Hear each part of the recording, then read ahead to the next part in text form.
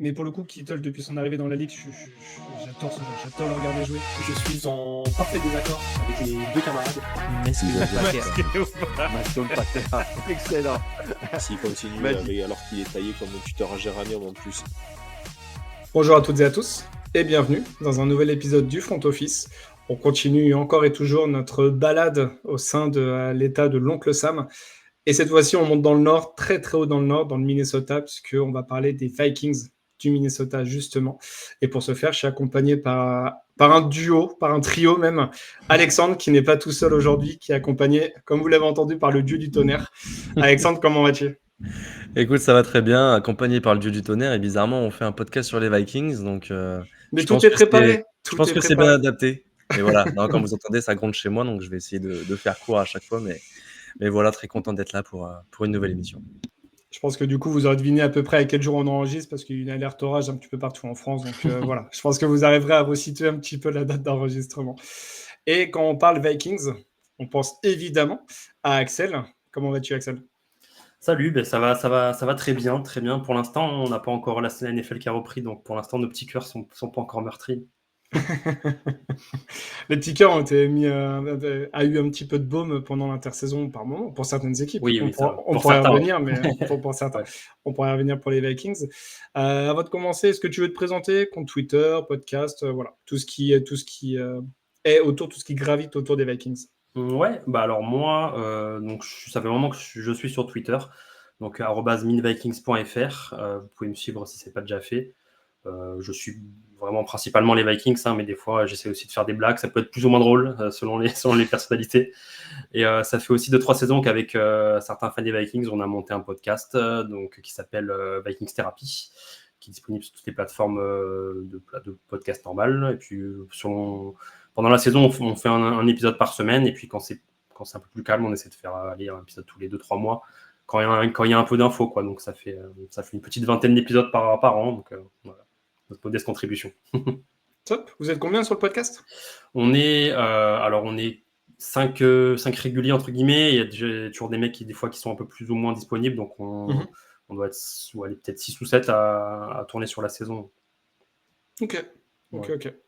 En tout cas, vous avez du coup le compte Twitter qui s'affiche en bas là sur l'overlay. Et puis on le mettra aussi en description de l'émission, YouTube et toutes les plateformes de podcast, bien sûr. Avant de commencer, n'hésitez pas à nous suivre un petit peu partout sur tous les réseaux, bien évidemment, Twitter, X+, Threads, Instagram, YouTube. N'hésitez pas à vous abonner, ainsi que Twitch. Je pense que pour le référencement, ça aide, il paraît. Je suis pas dans le game, mais il paraît. Et si vous n'avez toujours pas rejoint le Discord, de nous rejoindre. On communique aussi pas mal sur ce canal-là. Donc voilà, n'hésitez pas. C'est pas un truc de boomer, c'est pas un truc, voilà, c'est tout à fait accessible. Et si vous avez des difficultés, on sera bien évidemment heureux de vous accompagner à installer cette application et vous montrer un petit peu toutes les fonctionnalités, bien évidemment. C'est parti, on va commencer du coup pour les Vikings. Les Vikings qui ont fini avec un bilan de 14-3 la saison régulière et une défaite en wildcard contre les Los Angeles Rams. Avant d'en parler, nous on avait fait un power ranking d'avant-saison qu'on avait classé, la première équipe représentée était le numéro 1 de draft, ce qu'on avait prévu comme numéro 1, et puis le 32e meilleure équipe de la ligue. Pour les Vikings, on les avait classés 4e. Donc très très très haut dans la draft. On avait beaucoup d'incertitudes sur l'équipe. Je vais commencer par toi, Axel, parce que avec un bilan de 14-3, je pense que tu dois être ravi. Peut-être que tu étais plus haut que nous, en tout cas, sur la projection 2024, mais voilà, très belle saison de notre côté, en tout cas, très grosse surprise côté front office. Oui, alors c'est vrai qu'on ne se voyait pas 4e pire équipe de la Ligue, même si je comprenais un peu le raisonnement, parce qu'après la saison précédente et la blessure de DJ McCarthy, on se dit, bon, c'est Darnold qui va starter, ça fait très peur pour commencer une saison. Donc je peux comprendre la logique. Nous, de notre côté, on était un peu plus quand même optimiste. On se disait, vu le calendrier, vu un peu l'offense qu'on peut avoir, vu aussi le fait que Brian Flores était encore avec nous, on disait qu'il y avait quand même quelques bases pour pouvoir aller grappiller 2-3 victoires par-ci par-là. On visait, nous, en début de saison, aller 8-9 victoires max, quoi. Mais du coup, une saison à 14 victoires, je pense que nous-mêmes, on ne l'aurait pas parié. Il n'y avait que les joueurs et le staff qui qui avaient une pièce sur eux. Ils ont bien fait, ils ont vraiment très bien fait. Et donc, un magnifique bilan avec juste 3 défaites en saison régulière, c'était vraiment inespéré. Honnêtement, personne ne voyait là, même nous. Voilà, honnêtement. 4, avant de te donner la main, Alexandre, 4 défaites en tout, en comptant celui du Wildcard Weekend, et seulement du coup contre 2 équipes finalement, parce que c'était 2 défaites contre les Lions et 2 défaites contre les Los Angeles Rams, dont une en playoff. Toi, Alexandre, alors tu faisais pas partie de l'équipe au moment du Power Ranking, j'ai vu ta tête assez étonnée quand j'ai dit qu'ils étaient 4e dans notre Power Ranking. Toi, tu les voyais plus haut du coup? Ouais, je pensais que c'était une équipe qui était un peu mid, on va dire, dans ce range un peu 15, 14-15, un peu dans ces équipes-là, qui peuvent potentiellement accrocher les playoffs, mais qui, voilà, moi je les voyais pas faire les playoffs, hein, très sincèrement, je pense que c'est pas grand monde normalement voyait cette équipe performer autant. Là, tu te dis quand même bilan de 14-3, donc t'enchaînes quand même, je regarde leur calendrier, mais t'as enchaîné 5 victoires pour bien commencer la saison avant ta bye week. 2 petites défaites, tu les as signalées face aux Rams et face aux Lions. Et derrière, tu enchaînes quand même 9 victoires de suite. Donc non, on peut dire quand même que les Vikings étaient une équipe de série. Malheureusement pour eux, la mauvaise série, la dernière mauvaise série en date, c'est la défaite face aux Lions, c'est la défaite face aux Rams qui ont conclu la saison. Et c'est un peu dommage de se dire que après avoir si bien joué durant toute la saison, le moment où tu craques vraiment, c'est durant le sprint final. Donc je pense qu'il doit y avoir de la frustration du côté des fans des Vikings. Hein. Axel nous en parlera un peu plus. Mais personne ne les attendait là. Et je pense que le fait que Darnold était une grosse incertitude dans ce début de saison explique aussi en partie pourquoi personne ne les voyait à ce niveau-là. Mais l'explosion de Darnold, je pense que personne ne l'avait prévu, très clairement. Hein. Même les fans des Vikings, je pense qu'il y en a beaucoup qui ont été surpris. Mais en tout cas, voilà. Je pense que, surtout en plus après avoir drafté un JJ McCarthy, où on pensait qu'il allait avoir un peu plus d'opportunités avant sa blessure du début de saison. Donc, non, assez agréablement surpris par cette équipe et surtout défensivement. Je pense que Axel va avoir le temps d'en parler.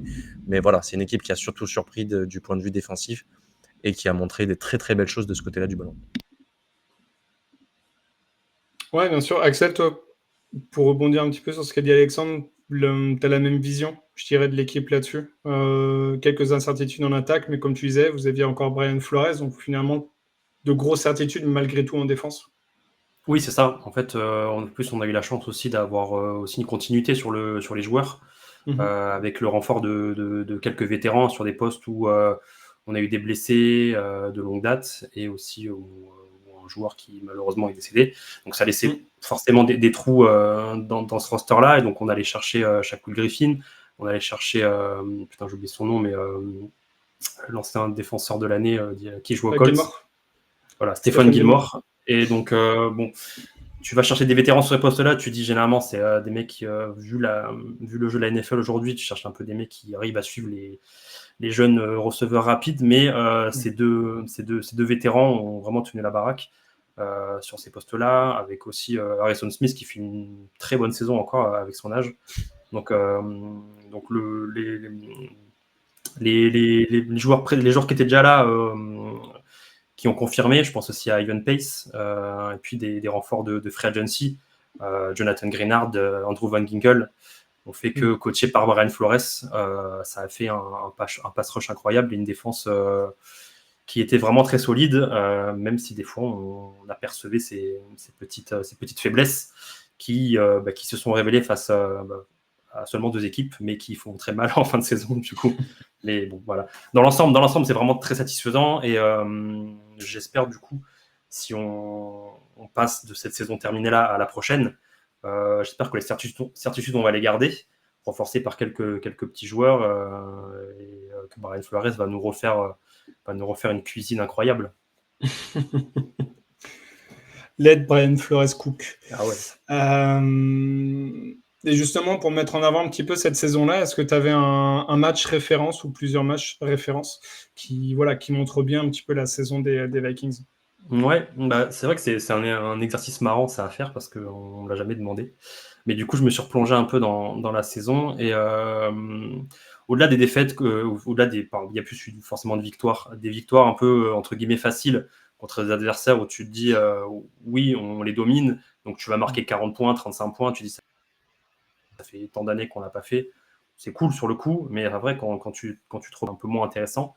Je pense que le match qui résume le plus de notre saison dans sa globalité, c'est la première rencontre contre les Lions à domicile. Donc où je vais faire le fil du match très court, où en fait on passe devant très rapidement. Derrière, on se fait rattraper aussi très rapidement par Goff, par Jahmyr Gibbs. Donc à la mi-temps, en fait, il y avait 10-0. Après, bon, ils reviennent à, je sais plus, 21-10. Et après, rebelote sur la seconde mi-temps. On remet des points, ils remettent beaucoup de points. Ils passent devant à la fin. On fait une action défensive incroyable où c'est Ivan Pace qui ramasse le ballon direct dans la end zone. On repasse devant à 1 minute de la fin et derrière, on fait un peu n'importe quoi. On se laisse un peu déborder.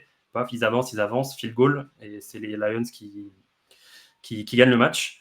Donc, c'est assez marrant de repenser à une défaite, mais en fait, sur la globalité du jeu, en fait, on a pu démontrer ce qu'on savait faire en attaque, ce qu'on savait faire aussi en défense, mais à l'inverse aussi, ça a vraiment appuyé, les Lions ont très bien pu le faire, les Rams aussi, appuyer sur un peu entre guillemets nos trous, c'est-à-dire la ligne offensive, donc avec un excellent pass rush, et aussi un jeu à la course vraiment très, très, très mordant avec Gibbs. Et voilà. Et donc, c'est un match qu'on perd. C'est la première défaite de la saison. À domicile, ça fait un peu mal contre un rival de division. Mais quand tu regardes en fait tout ce qui a pu se passer, c'est vraiment le roller coaster qui a pu être cette saison, même s'il a été un peu édulcoré par un bon nombre de victoires. Et en fait, on l'a vu parce que ça s'est répété, même en plus exponentiellement, face aux Lions en fin de saison, puis face aux Rams la semaine d'après, ce qui a un peu fait écrouler ce beau château, mais qui était un peu construit sur du sable mouillé, quoi. Les fondations sont bonnes, mais le reste est peut-être un petit peu plus brinque-ballant, on va dire. C'est ça. Top. Est-ce que... Super. Et match de play-off, du coup, tu veux en parler un petit peu ou Parce que, en fait, j'ai l'impression qu'il y avait des défauts, notamment offensivement, qui avaient été bien cachés par Kevin O'Connell. La blessure de Christian Darrisaw a clairement pas aidé parce que quand tu récupères l'autre, là, le F-tackle, Robinson, des Jaguars. Cam Robinson, bon, on voit le gap de niveau et j'ai l'impression que ça a fragilisé vraiment toute la ligne offensive et que malheureusement, tout a explosé justement lors du match contre les Rams où vous prenez quelque chose comme 8 sacs de mémoire, si je dis pas de bêtises. C'était un record à ce moment-là. C'est 9 sacs. 9 sacs et 82 yards de perdu, quasiment un terrain. Est-ce que, celui-là, il n'est pas forcément représentatif de la saison, mais du coup, de finir comme ça, c'est un peu... Ouais, c'est très frustrant parce que quand tu dis que tu fais une saison à 14 victoires, te faire exploser comme ça en prime time sur un match de play-off, ça pique dans l'ego, tu vois. Tu dis, tout ça pour ça, en fait. C'est vraiment, c'est vraiment dommage, quoi. Tu dis, c'est pour faire ça, autant laisser une autre équipe y aller. Tu te sens un peu con, quoi. Mais c'est vrai que les Rams sont très bien coachés avec une équipe assez jeune aussi, et c'est surtout un collectif. Et donc, en plus, avec des très bons rookies, ils ont appuyé où ça fait mal. Et en face, nous, même si l'attaque n'arrivait pas à se mettre en place, parce qu'on connaissait les limites d'Arnold et tout le monde les connaissait, même les adversaires, donc ils ont appuyé là aussi. Et de l'autre côté de la balle, on n'a pas réussi non plus à renverser la situation qu'on a su le faire pendant la saison régulière. Et donc, quand ce step a dû être fait, on n'a pas su répondre présent. Et donc, c'est dommage, mais c'est aussi... je suis toujours optimiste, mais c'est aussi à la limite le chemin de plus tard, quoi. De dire, voilà, on a réussi à merder là-dessus. Du coup, il faut qu'on arrive à construire sur ça et à répondre à nos faiblesses et avoir d'autres exigences, pouvoir combler aussi nos besoins et les faiblesses qu'on peut laisser voir, surtout. Ok. En parlant de faiblesse, du coup, c'est un peu une transition toute trouvée pour l'intersaison. Ouais. Vous avez attaqué la free agency avec donc Audimars 61 millions de cap disponibles. On a sorti, comme pour les émissions précédentes, 4 joueurs, donc pas d'extension ou pas de trade, vraiment des joueurs qui sont arrivés en tant que free agent dans l'équipe. Et les 4 avec l'average de rémunération le plus élevé. Donc ça donne Will Fries, le garde, Jonathan Allen, le défensif tackle, Javon Hargrave, le défensif tackle, et Ryan Kelly, le centre. Alors, pour toi, déjà, quels étaient les besoins avant la free agency? Et du coup, est-ce que plus ou moins ça a été complet? Parce que là, ça a été les lignes et encore les lignes. Hein, parce que deux D-tackle et 2 intérieur O-line, je pense qu'on peut difficilement faire pire, enfin faire mieux que la première ligne, en tout cas. Ouais, bah du coup, on l'a vu hein, sur les matchs contre les Lions et les Rams. C'est ce qui nous a manqué, la ligne offensive, la ligne défensive. On n'arrivait pas d'un côté à mettre Darnold en confiance, il a fait n'importe quoi, et derrière on avait un pass rush quasi neutre, même si on avait deux pro bowlers d'un côté et de l'autre, quoi. Donc cet intérieur de ligne défensive et cet intérieur de ligne aussi offensive, ça fait des années qu'on le dit, qu'on arrive à bricoler comme ci comme ça, mais là, en travaillant depuis des années, on a réussi à avoir un cap space assez conséquent. Là, il fallait mettre le paquet sur des grosses bêtes qui puissent se mettre en plein milieu et te faciliter ton jeu, quoi. Donc, c'était les deux points à vraiment avoir. Et moi, je suis très content qu'on ait mis de l'argent dessus, perso. T'as un joueur justement que tu veux ressortir ou c'est vraiment le quatuor là, des 4 nommés que toi t'apprécies vraiment sur cette intersaison, en tout cas sur la free agency? Il y en a un qui m'intrigue un peu, de par entre guillemets son aura, c'est Ryan Kelly, Okay. le centre, parce que déjà, il passe derrière Garrett Bradbury, qu'on a drafté il y a quelques années, qui était assez sympathique, mais pareil, qui était vraiment assez limité en centre. Moi, j'ai un compère du podcast qui entre guillemets, qui le déteste depuis qu'on l'a drafté, quoi. Il le trouve super nul. Donc c'est un peu une cible de raillerie aussi. Tu rassures pas PA en disant ça là. Non. Oui, forcément. En plus, quand tu le couples avec Kirk Cousins, après, ça nous fait faire des cauchemars. Mais ouais, non, Bradbury, voilà, il a fait quelques bons matchs. On se disait, ouais, si tu le mets à côté de quelqu'un, une paire de gardes solides, est-ce que ça va? On l'a essayé, plus ou moins, ça marchait pas trop. Okay. Il a un problème de taille, un problème de bras. Des fois, il se fait vraiment trop déséquilibré. Il est bon dans ce qu'on tu lui demandes, par exemple sur la course, mais en passe pro, c'est nul. Okay. Et donc, du coup, Ryan Kelly, qui est un joueur émérite, qui sort de plusieurs saisons chez l'école, c'est un capitaine, un mec, quand il rentre dans une pièce, tout le monde est d'accord, quoi. Ce mec-là intrigue, et je suis très content d'avoir un beau bébé comme ça au centre de cette ligne offensive. Toi, Alexandre, un nom peut-être sur une signature ou un départ sur lequel tu es plutôt hype? Moi, très clairement, je pense que la plus grosse nouvelle du côté des Vikings, c'est qu'ils ont pas re-signé Sam Darnold.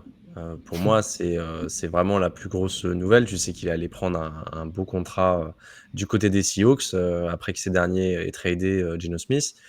Donc voilà, tu n'as pas voulu repayer un quarterback. Tu as un peu eu le même sentiment qui s'est passé l'été dernier avec Kirk Cousins, où tu voulais pas non plus le repayer à ce tarif-là.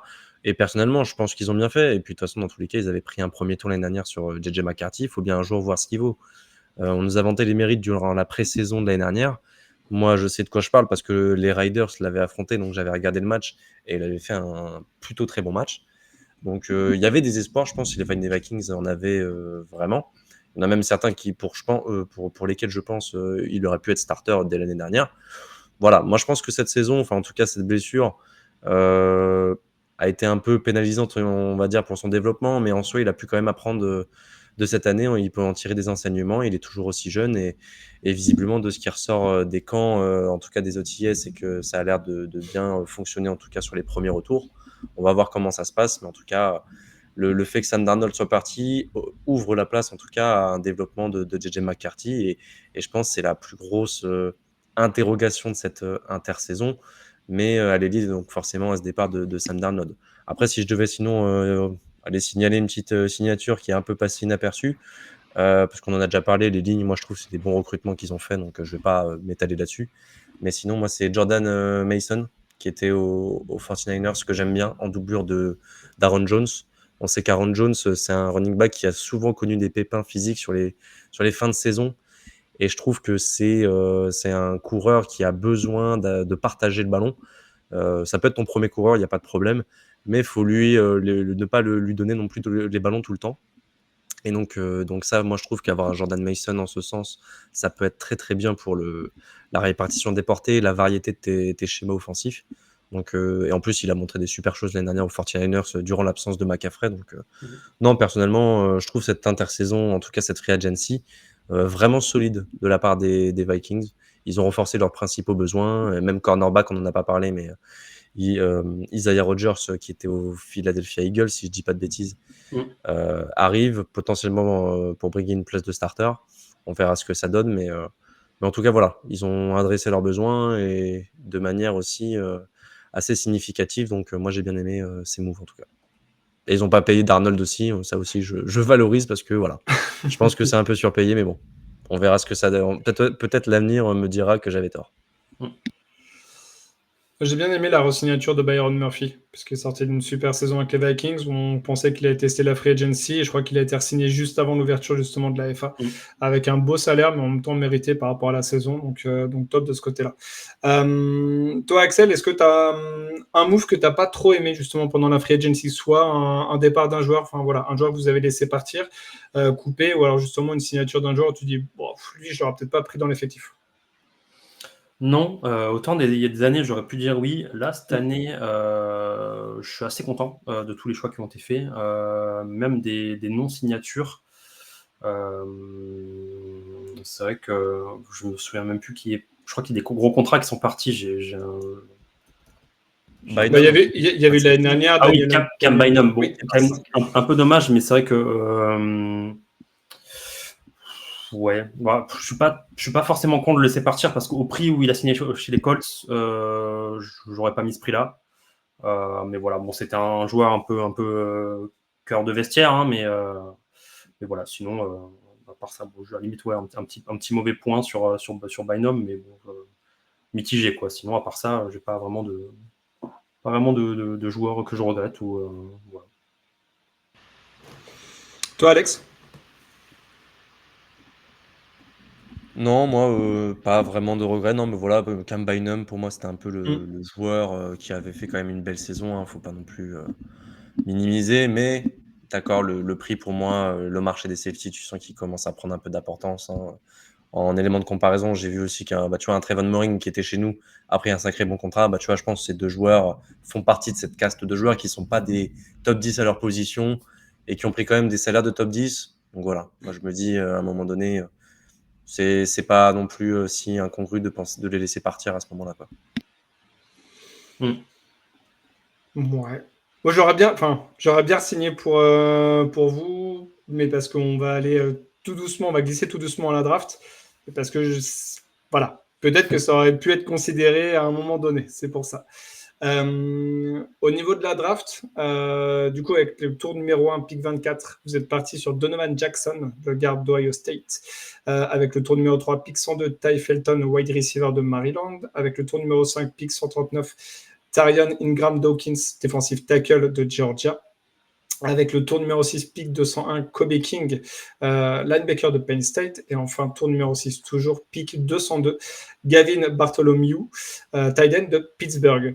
Avant de te demander ton avis, Axel, avec Alexandre, on s'amusait à faire une tier list de chaque division et de chaque équipe. Et pour les Vikings, on les a mis en tier C, donc globalement le milieu, ce qu'on avait tier S, tier A, tier B, tier C, tier D, donc non, même pas 4e sur 5. Okay. Avec ils auraient pu mieux faire.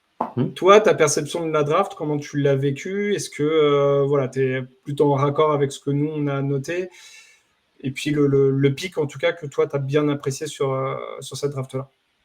Ouais, je suis plutôt d'accord parce que c'est une draft moyennasse.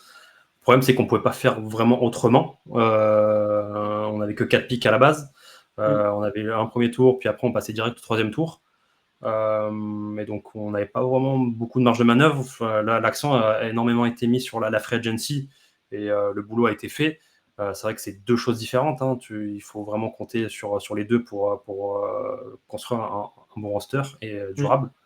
Mais là, ouais, avec les choix qui avaient été faits sur les 2 précédentes saisons, c'est-à-dire de sacrifier un peu des pics, surtout le 2e tour, même un petit peu après pour se renforcer un peu sur certains joueurs.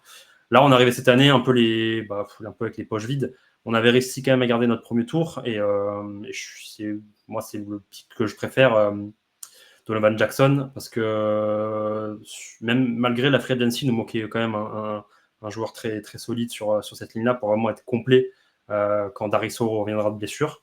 Là, de ce que j'ai vu et de ce qu'on dit sur Jackson, c'est qu'il va être quasiment prêt week 1 et même quasiment solide, quoi. Donc, si on arrive à avoir notre ligne titulaire assez rapidement, ça peut être très bien, surtout avec McCarthy qui va débuter. Il faut vraiment le mettre dans les meilleures conditions.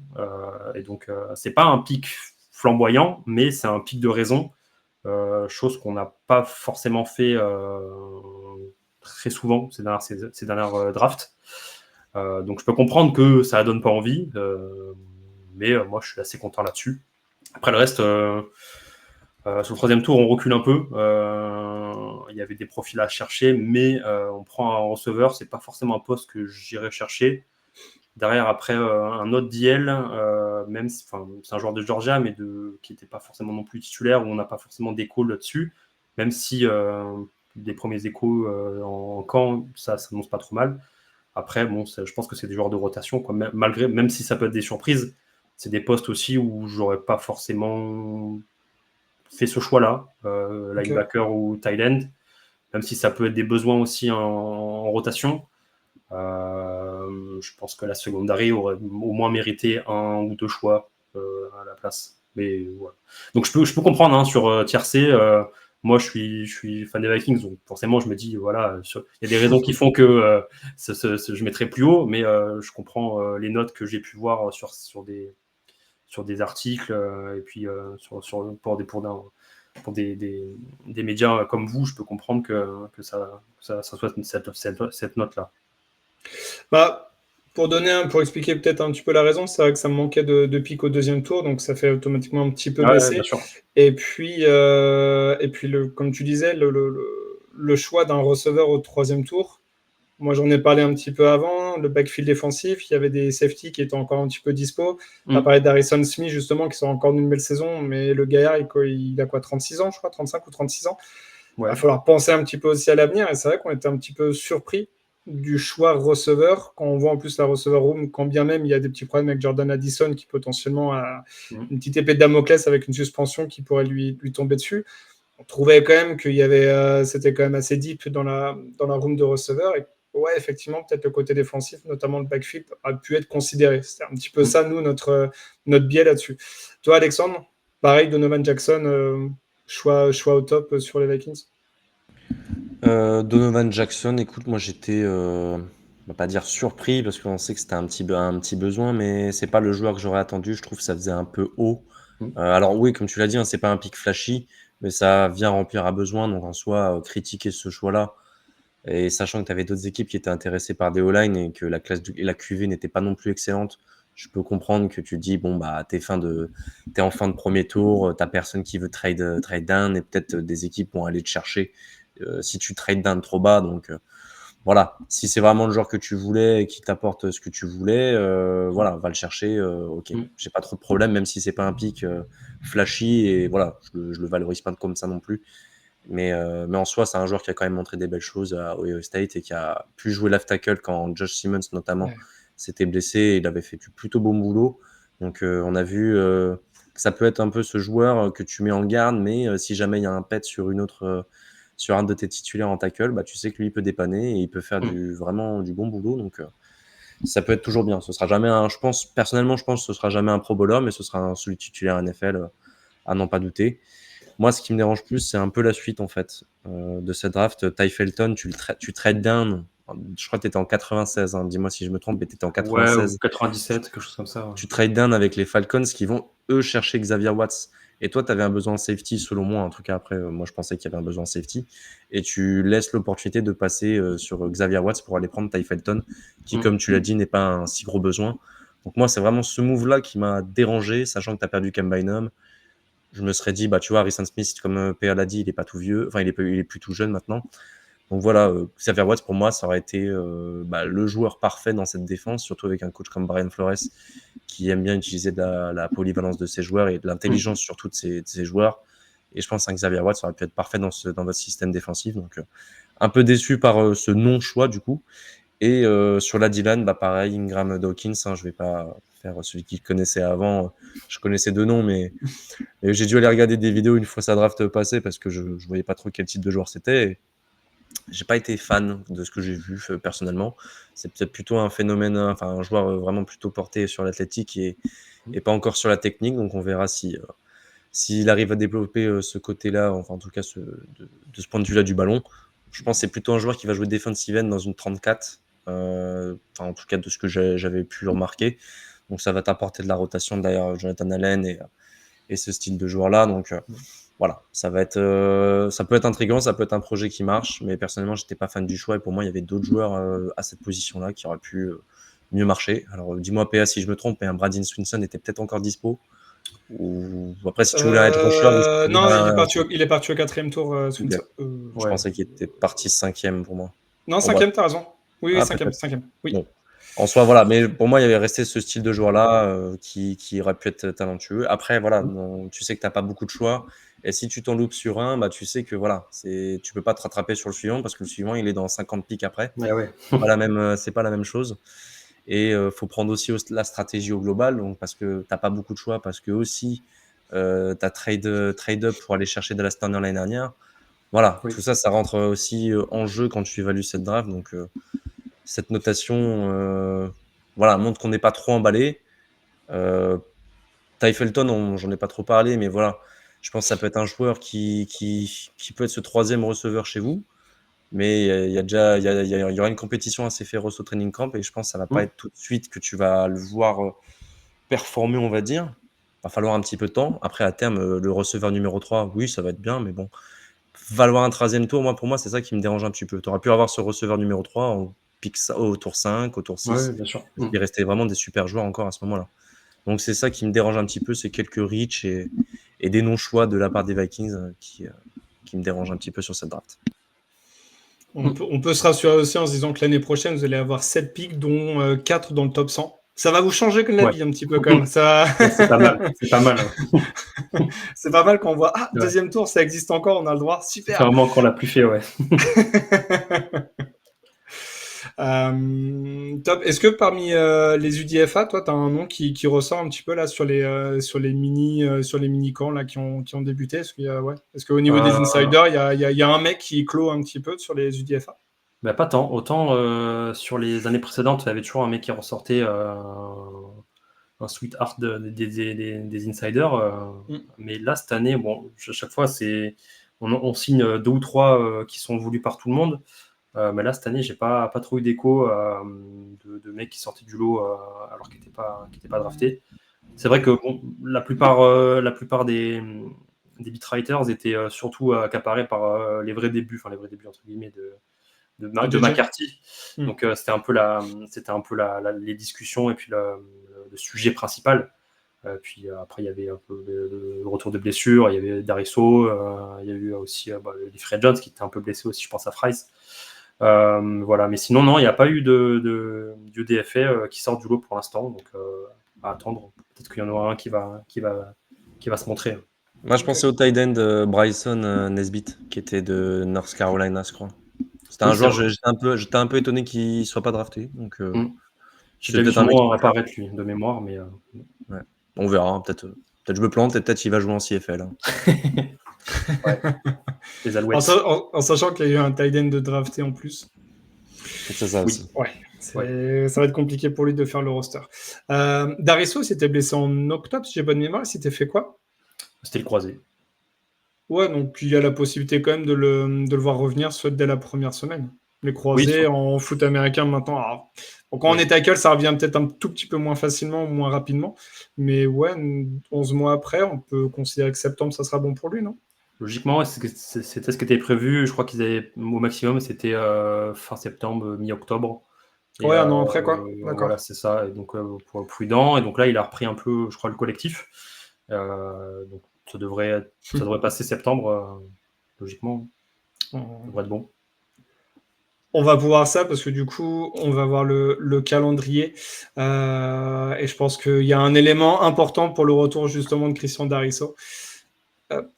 je vous partage ça. Comme je le disais en off, le très joli calendrier des Vikings. Moi, j'aime beaucoup les couleurs. Petit jeu justement, voilà, projection sur 2025, un petit peu un bilan prévisionnel de la saison, nombre de victoires, nombre de défaites. Voilà, je vous laisse calculer et moi du coup je vais énumérer les matchs. Donc vous commencez en première semaine sur le terrain des Bears, donc rival de division encore une fois, donc Chicago en première semaine. 2 matchs à domicile, les Falcons et les Bengals. 2 matchs à l'extérieur, les Steelers et les Browns. La bye week qui arrive en week 6, et c'est là où ça m'a fait sourire quand on parlait de Christian Darisso, parce que ça arrive du coup la semaine du 10 octobre à peu près. Potentiellement un retour à ce moment-là. À domicile, vous recevez les Eagles. Ensuite, 2 matchs à l'extérieur, les Chargers et les Lions. 2 matchs à domicile, les Ravens et les Bears. 2 matchs à l'extérieur. Vous avez pas mal de doublons de 2 à domicile de l'extérieur. Donc en week 12, les Packers et week 13, les Seahawks. Match à domicile contre les Commanders. 2 à l'extérieur, les Cowboys et les Giants. Et enfin, les 2 derniers matchs à domicile contre les Lions en week 17 et contre les Packers en week 18. Toujours une division assez relevée, donc on sait que de toute façon, le calendrier va être relevé automatiquement. Ça croise en plus avec la NFC Est, donc la division du champion. Ça croise avec la FC Nord aussi. Donc, ouais, des divisions qui ont fini avec plusieurs équipes en play-off, en plus de la vôtre où il y a eu 3 équipes. Bon, ça va pas être une partie de plaisir. Toi, Axel, du coup, si tu te projettes un petit peu, tu vois combien de victoires, combien de défaites? Ouais, mais c'est vrai que le calendrier est un peu plus compliqué que la saison passée. Donc, ça va être nettement plus dur. On ne fera pas 14 victoires cette saison, je pense pas, à moins vraiment je vais pas dire miracle, mais d'une forte coordination de chance. McCarthy MVP dans ces cas-là. Ouais, au moins Rookie of the Year, quoi. Là, comme ça, en regardant vite fait, j'ai envie de dire 10 victoires. Donc ça fait quoi? Ça fait 17. Ouais. Parce que ouais, tu croises quand même avec des gros. Tu as toujours. Allez, tu as peut-être laissé partir 1 ou 2 matchs de division, voire 3, parce que on sait jamais trop comment placer. À la limite, on sait que les Lions vont être là. Ouais. Le problème, c'est que les Packers et les Bears, on ne sait jamais trop comment les évaluer en début de saison. Et c'est pareil pour nous. Je pense qu'ils ne savent pas trop nous évaluer parce que la grande question, c'est est-ce que McCarthy va faire le boulot? S'il ne le fait pas, ça va être compliqué pour nous. Et s'il le fait, ça peut enclencher quelque chose de sympa. Donc, les matchs de division, ouais, je nous vois en perdre au moins 2, peut-être 3. Et après, quand tu vois les Eagles, Ravens, même Commanders en vrai, je vois bien 10 victoires, peut-être aller 11, avec 7-6 défaites, quoi. T'essaies de te convaincre. Ouais, j'espère juste pouvoir arriver à la baille à 5-0. Ok. Et après te dire, voilà, bon, tu peux en laisser couler 2-3 et voir arriver, quoi. Mais ça peut être bien. Alors, il y a quand même, là-dessus, sur le calendrier, vous rencontrez quand même pas mal de concurrents d'autres divisions, des grosses équipes à domicile, ce qui peut aussi aider. Typiquement, je pense que les Seahawks à l'extérieur, oui, c'est un stade qui est extrêmement bruyant, mais c'est peut-être plus simple à aborder que d'aller jouer dans le stade des Eagles, que d'aller jouer chez les Bengals, que d'aller jouer chez les Ravens, par exemple. Donc, quand tu regardes, tu vois, par exemple, le déplacement aux Chargers, dans l'idée, je vous trouve peut-être, en tout cas sur le papier, peut-être supérieur. Déplacement des Cowboys, on a vu que l'année dernière, ils étaient beaucoup plus prenables à domicile que sur les années précédentes. Tu te déplaces à New York. Bon, voilà, alors qu'à domicile, comme je l'ai dit, Commanders, Ravens, Eagles, c'est quand même mieux de les avoir à la maison. Ah ouais, clairement. Toi, Alexandre? Écoute, comme l'a dit Axel, calendrier pas facile. Pas facile, je pense, et il y a de la certitude, de toute façon, autour de McCarthy. Ça, c'est vraiment la grosse interrogation, comme je l'ai dit tout à l'heure. Mais si j'avais des certitudes sur McCarthy, je pense que j'irais sur les 11-12 victoires.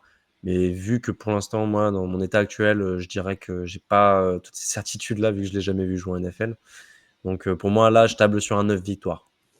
9 victoires, pour moi, ça me semble largement jouable. Tu sais qu'à l'extérieur, tu n'affrontes pas non plus que des cadors. Le Browns Browns, Seahawks, Giants, c'est pas non plus, voilà, c'est pas les meilleures équipes de la ligue. Après, voilà, tu affrontes des gros à domicile, c'est là où peut-être tu peux prendre des matchs à ces équipes-là. Donc peut-être tu peux y avoir des Ouais. petites surprises. Hein. Mm. Un Commanders, tu peux les prendre chez toi. Baltimore, peut-être qu'ils peuvent lâcher un match chez toi. Voilà, donc ça peut être intéressant, mais je vous vois pas non plus vraiment pas faire une 14 victoires, sachant que Ouais, bah c'est voilà, clair, c'est clair. il y a comment dire, même s'il y a des ajouts, hein, des renforts sur la off-season, hein, c'est pas Mm. que l'équipe en plus on l'a dit, elle s'est renforcée. Il y a eu la draft, même si la draft c'était pas autant et que la free agency a quand même été bonne. Mais je sais pas, comment dire, je pense que l'année dernière votre calendrier vous a beaucoup aidé Ok. et Ouais, j'ai des interrogations sur ça sur cette saison. Alors peut-être que je me trompe et peut-être que les Vikings vont finir première division et peut-être à la surprise générale ou quoi prendre vraiment la div aux Lions qui leur est un peu promise, on va dire. Mm. Mais non, franchement, cette équipe est des Vikings en tout cas, ça on est sûr, elle va être chiante à jouer. Brian Flores, on sait que c'est un coordinateur défensif qui est excellent. O'Connell, votre coach, il est vraiment réputé pour être un des meilleurs jeunes coachs actuels en NFL. J'ai aucun doute sur, je pense que, enfin, comment dire, ses qualités pour développer McCarthy. À voir après le niveau, le plafond que peut atteindre McCarthy, ça va être la Mm. grande question aussi. Donc non, franchement, votre équipe va être quand même, pour moi, dans les équipes qui peuvent aller en playoff. Et c'est pour ça que je pars sur un plancher, on va dire, de 9 victoires. Ok. Moi, en faisant le compte, j'oscille entre 10 et 12. Maintenant, je sais pas si c'est bon signe parce qu'on les avait projetés en 4e pick de draft l'année dernière. Donc, bon, Ouais. je vais te dire, je prévois 3 victoires. Comme ça, voilà, ils en feront 12 ou 13 et tu seras Allez, content. ça va. Du coup, pour toi, Alexandre, si c'est 9 victoires, je pense pas que ça fera les playoffs. Pour toi, Axel, 10 victoires, ça peut toucher un peu les playoffs. Et dans ce cas-là, du coup, tu les vois faire quoi? Ouais, alors, en fait, le format change cette année ou c'est l'année prochaine? Je sais plus, non, ça bouge pas. C'est Non, toujours sur le fait que les vainqueurs de division reçoivent à domicile. Ça bouge ouais, pas. c'est ça, donc c'est C'était toujours les Lions qui avaient posé un truc et ils se sont retirés justement. Donc pour l'instant, ça bouge pas. Même l'année prochaine, ça devrait pas bouger. Donc le 7e va toujours chez le second, c'est ça? Oui, c'est ça. C'est ça, ouais. Bah, c'est vrai que, allez, si je pense sur un 17, on va peut-être faire 6e place ou 7e place. Ouais, il y a des chances. Ouais, 6e NFC, seed, ouais. 7e seed. Donc à la limite, tu vas aller jouer, à mon avis, ça va peut-être être du Lions ou peut-être des Eagles, hein, donc à l'extérieur. Alors ça peut vraiment s'écrouler comme l'année dernière, ou ça peut faire une belle campagne de playoff comme les Commanders de l'année dernière aussi, hein, avec un QB rookie. Pourquoi pas, hein. Mais bon, c'est soit l'un soit l'autre. C'est pas ça qui est le problème. Je vois pas de juste milieu. Si, ouais. C'est vrai que s'il y a les playoffs, il va falloir casser ce plafond de verre là qui Ah oui, est un petit il peu va au-dessus falloir de y la aller. tête de Kevin O'Connell, parce que ça fait quand même sur les 2 derniers matchs de playoffs de surprise. Mm. Les Giants, c'était quand même une plus grosse surprise, je dirais, Oui. quand bien même il y avait eu beaucoup de victoires à moins de 3 points ou moins de 5 points d'écart. Mm.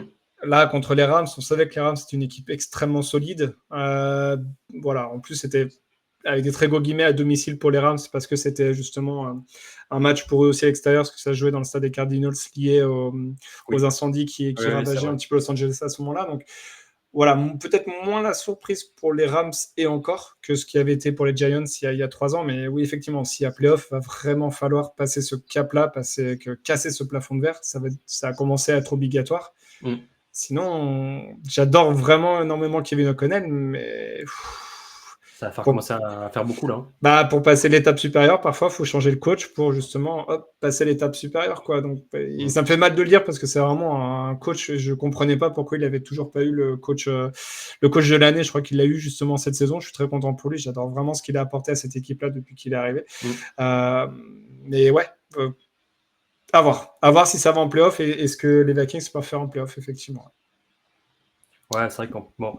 Après, il y a ce qu'ils ont laissé entendre ces derniers temps, c'est qu'en fait, là, ils partent sur une fenêtre entre guillemets de 3 ans avec le contrat rookie de McCarthy. Okay. Donc là, en fait, en gros, tu fais pas all-in, mais tu mets toutes les pièces de ton côté pour essayer d'accompagner et d'être dans cette situation-là, d'avoir le cap aussi qui va avec, pour avoir les joueurs, essayer d'entourer au mieux McCarthy, avec un Justin Jefferson qui commence à être à son prime.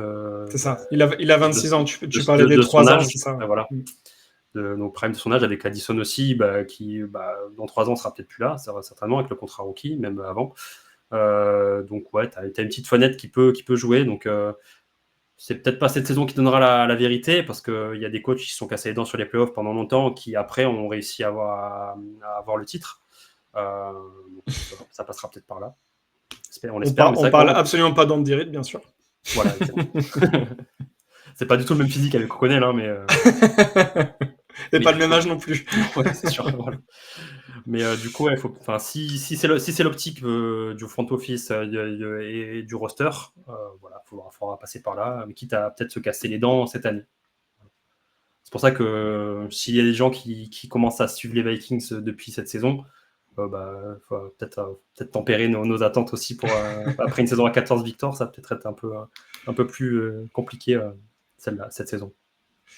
Après, vous avancez quand même avec des certitudes, tu vois, c'est ce qu'on disait. Oui, bien sûr. Mission, la défense, tu vois, par exemple, votre front seven est porté par des joueurs, tu en as parlé tout à l'heure, mais des pro bowlers, donc il y a quand même des certaines garanties que t'apporte l'équipe et qui au moins permettront d'avoir un plancher, on va dire, même si McCarthy n'est pas au niveau, tu vois ce que je veux dire. Donc moi, c'est ça, c'est en soi ce que je voulais dire par rapport au système des 9 victoires. Mais après, oui, vous êtes une équipe de toute façon qui va être vraiment embêtante pour beaucoup d'équipes de la NFC et même de la NFL.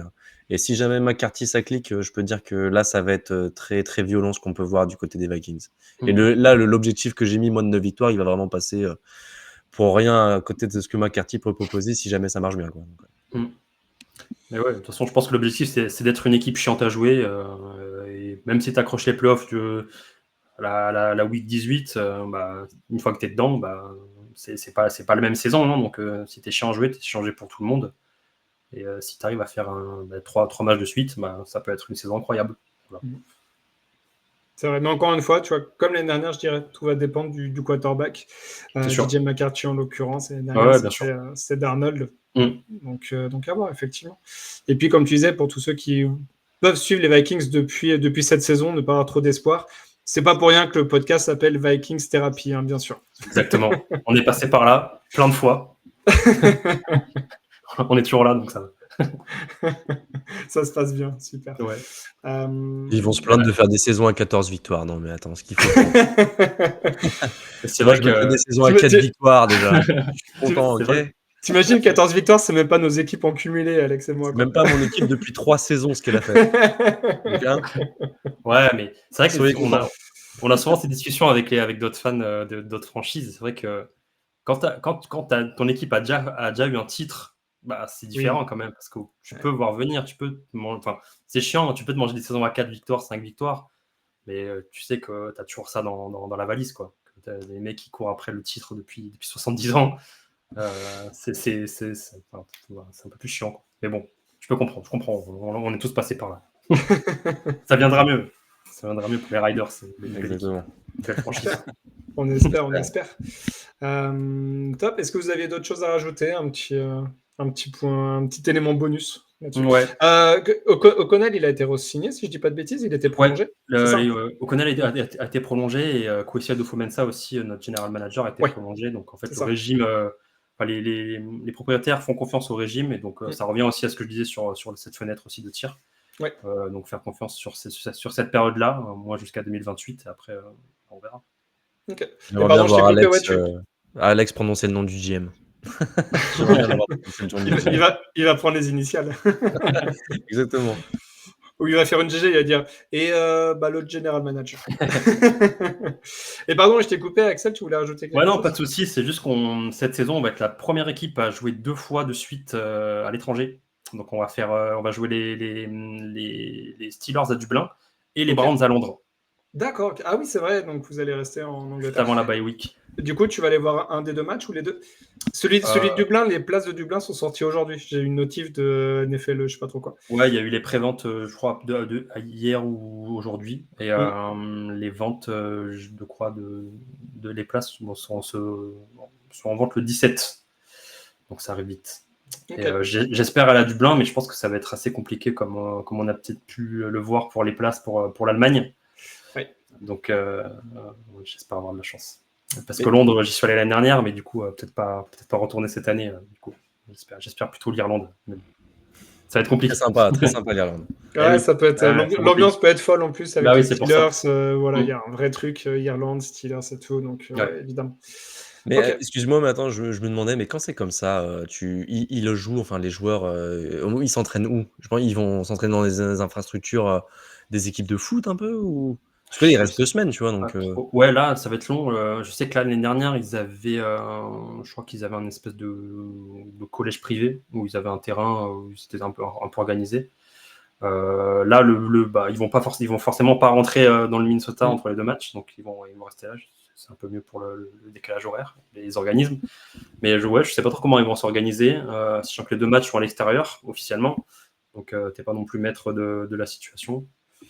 Mais ouais, certainement qu'ils vont, peut-être un club de rugby ou un collège local, parce qu'ils ont des beaux terrains là-bas, donc. et ils vont découvrir la 3e mi-temps aussi, ça va être marrant. Ouais. Ouais. Je vais pas les pronostiquer vainqueurs sur le 2e match, je pense. C'est vrai que la gueule de bois peut être compliquée. En sachant que le 2e match, du coup, c'est à Londres, mais c'est au Tottenham Hotspur, le stade de Tottenham, et il y a un partenariat avec Tottenham sur les 10 prochaines années. En tout cas, le stade a été construit avec des fonds de Tottenham et de la NFL. Je pense qu'il y aura des terrains alloués pour les Browns et pour les Vikings, parce que ça fait partie aussi du partenariat là-dessus. Je ne sais plus comment ça s'était fait l'année dernière, parce que les Patriots avaient joué en Angleterre, et de mémoire, ils s'étaient entraînés, ils étaient partis genre le jeudi ou le vendredi en Angleterre juste avant le match, tu vois. Donc, ils n'avaient pas fait les entraînements en Angleterre, hormis le samedi, mais tu vois, ils avaient fait toute la semaine en fait à Boston. Après, bon, Boston et Minnesota, voilà, Boston est quand même plus proche de l'Angleterre, mais ils s'étaient entraînés aux États-Unis avant de partir, avant de prendre le vol. Peut-être que Minnesota va faire la même chose pour aller à Dublin et ensuite avoir des installations avec Tottenham.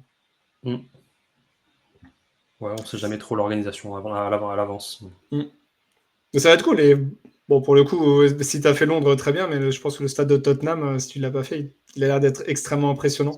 Moi, j'ai eu la chance d'avoir fait Wembley il y a quelques années, il était déjà fou. Mais Tottenham, ça a l'air d'être un niveau encore supérieur. Donc, franchement, Tottenham, je recommande pour ceux qui hésitent un peu à aller voir des matchs de NFL, même si ce n'est pas leur équipe. Le stade est vraiment sympa. Puis tu as une ambiance assez cool de se retrouver entre fans de NFL. Quand on est en France, on est un peu seul, même si on a les réseaux et on a le front office.